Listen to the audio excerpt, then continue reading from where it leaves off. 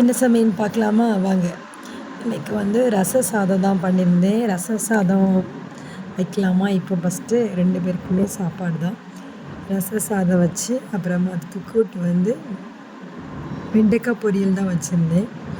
ஸ்நாக்ஸுக்கு வந்து கொய்யக்காய் வச்சுருந்தேன் 2 பேர்த்துக்குமே, பசங்க 2 பேருக்குமே. அப்புறமா மார்னிங் பிரேக்ஃபாஸ்ட் வந்து தக்காளி சட்னியும் தோசையும் தான் சாப்பிட்டாங்க.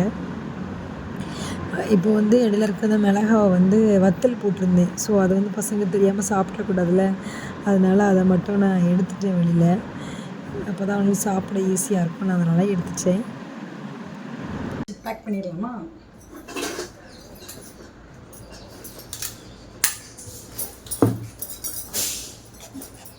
வராத வீடியோக்குள்ளே ட்ரெஸ்ஸு போடல ஓடிடுங்க.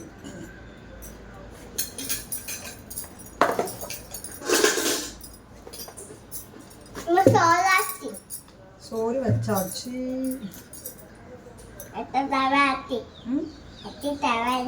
டவல் வச்சு, ஸ்நாக்ஸ் வச்சு, ஸ்பூன் வச்சாச்சு,